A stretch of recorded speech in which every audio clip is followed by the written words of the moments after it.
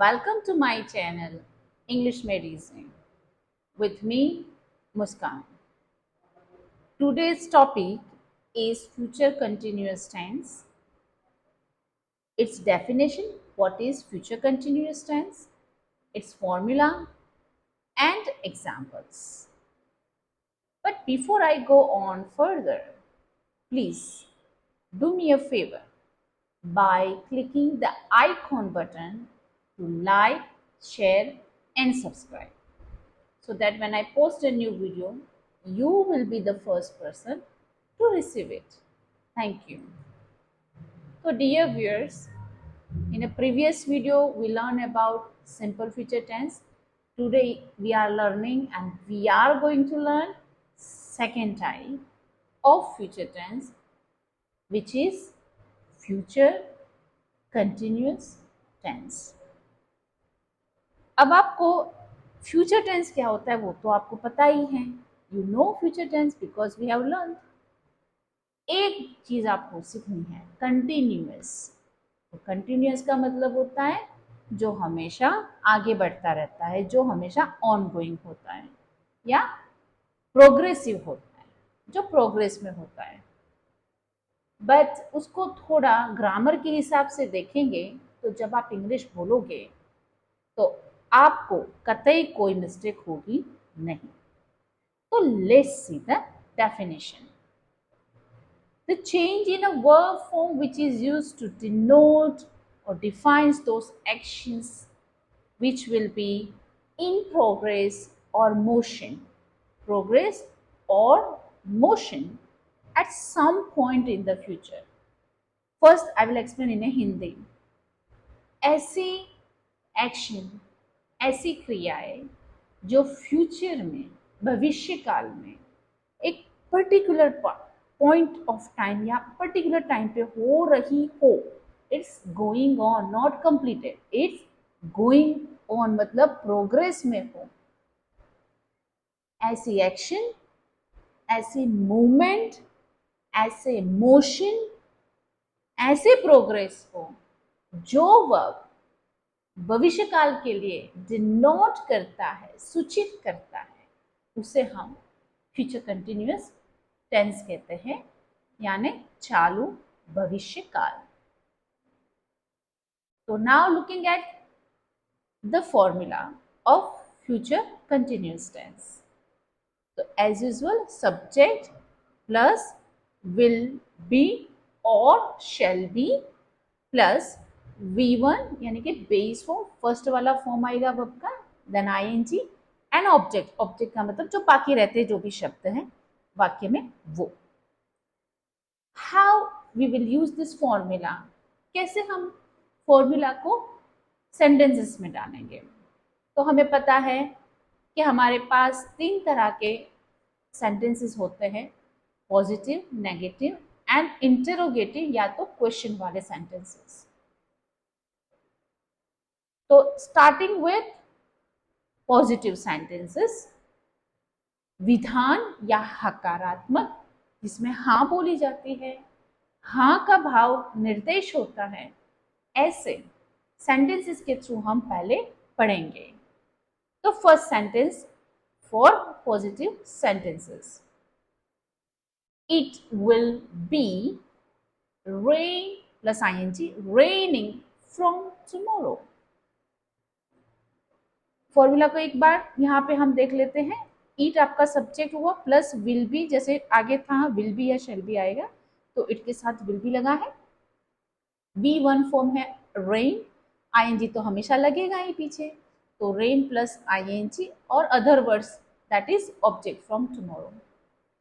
कल से बारिश शुरू हो रही होगी या चालू होने वाली है या चल रही होगी. देखिए एक सेंटेंस इंग्लिश का, इसके 3 भावार्थ निकले हिंदी में, इसीलिए यहाँ पे हम कंफ्यूज होते हैं. That's why we get confused because our Hindi language is more elaborated.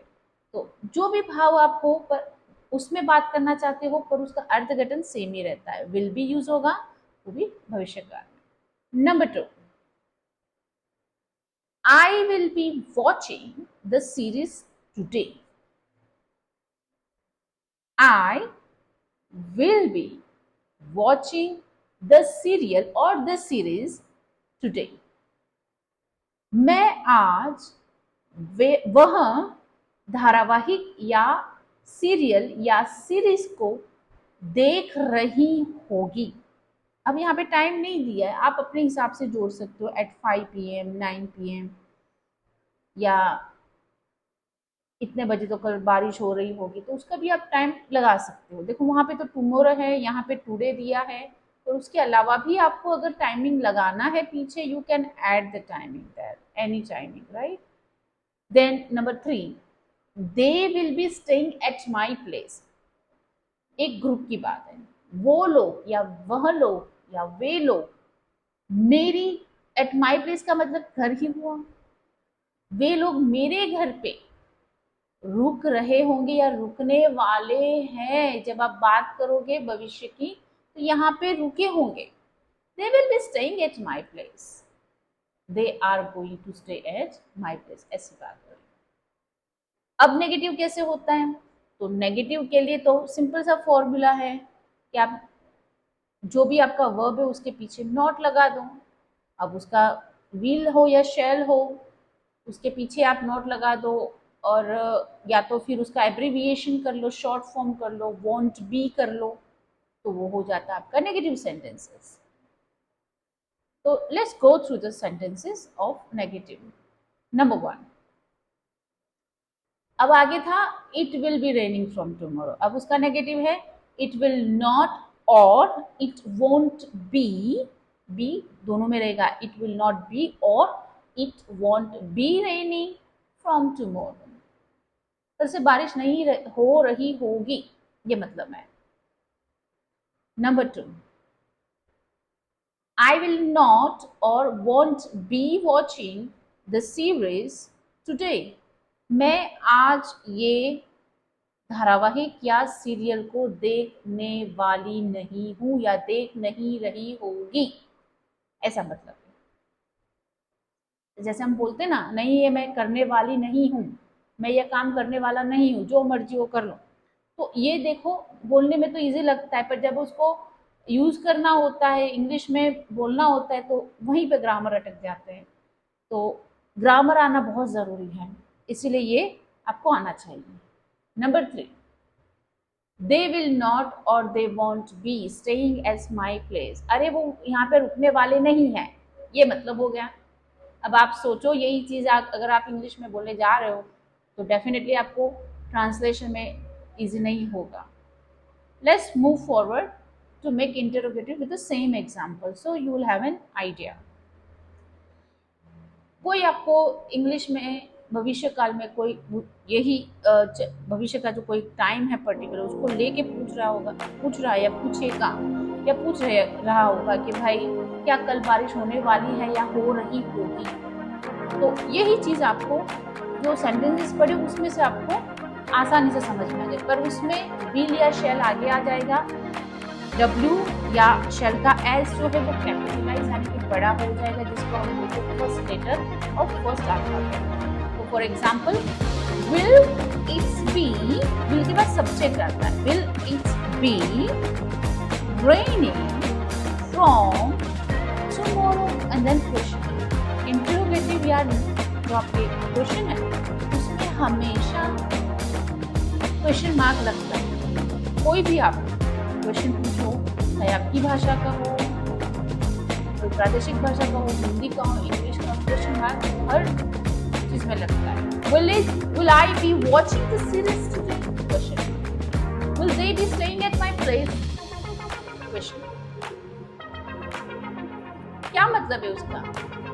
इसका मतलब है कि क्या कल बारिश हो रही होगी, कल क्या आज क्या मैं सीरीज देख रही होगी, या क्या वे लोग मेरे घर पे रुकने वाले होंगे, and etcetera dear viewers, I believe this simple and basic way of teaching you future continuous tense will help you, enable you to understand easy way. I hope you like the video and you have grasped something to start with to make your communication effective. But before I close, Do me a favor, do not forget to like, share and subscribe to my channel English Medicine. Until the next time we sing, take care of yourself. Bye bye.